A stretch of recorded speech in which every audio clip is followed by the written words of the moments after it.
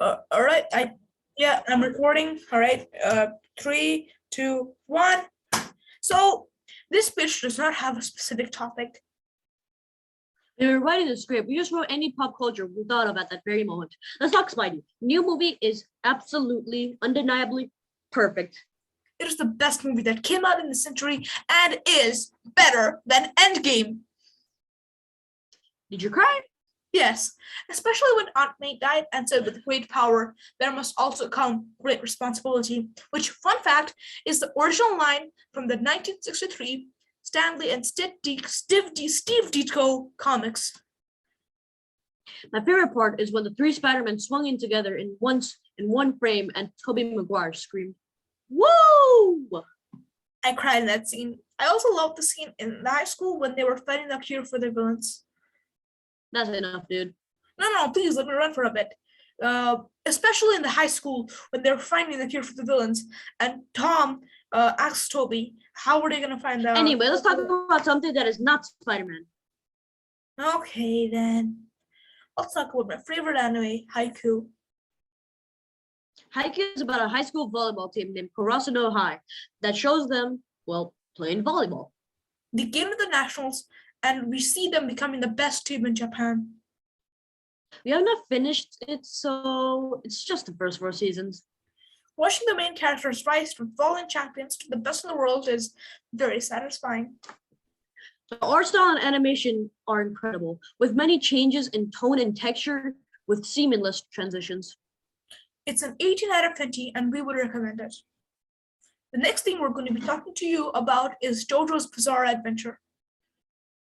And as the title suggests, it is indeed a very bizarre adventure, with people rejecting humanity and becoming vampires and learning to harness the power of the sun. This anime series is about the Joestar family's eternal fight against evil, with many lovable and hateable characters in between. And later in the anime, the characters develop a power called stands. In short, stands are a physical manifestation of a user's fighting spirit, and stands come in many shapes or forms, have many different abilities, and there are many stands people consider the most powerful. From Made in Heaven, which can speed through time and rewrite the whole universe, to the World Over Heaven, which can summon lightning. Okay, now let's get into some games. Our first game we're going to be talking about is Spider-Man. The game is made by Insomniac and is about a 23-year-old Peter Parker. He has graduated from college and lives in a studio apartment. He has a high-tech suit and gadgets, and he works for Otto Octavius. It's about Peter Parker stopping a crime boss called Wilson Fisk, which leads to a series of events that Spidey has to stop. The story is about Spider-Man stopping Wilson Fisk, which creates a power vacuum that allows Spider-Man's aunt's boss to start a gang war with the 40 police force. After stopping the gang war, Otto Octavius is inspired and creates his own Sinister Six and becomes Dr. Octopus. We have 9 awesome boss fights and a perfect story which shows Peter Parker's vulnerability.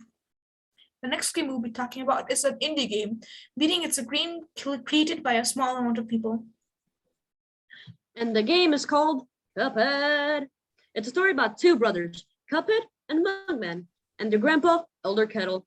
One day, the boys wander far off the island and get to a casino and get a winning streak. And then the devil appears with a deal. If they win, they get the whole casino to themselves. But if they lose, the devil takes their souls. After they lose, the devil gives them another chance by collecting the contract of his runaway debtors that still haven't given him their souls. And the game has an old cartoony feel, with it being set in the 1930s, and it's extremely difficult, with many bosses, with mini levels alongside coins, and different bosses each time with different designs, from a pirate to a 3-headed dragon. Thank you for listening. I hope you like it, and we will see you next year.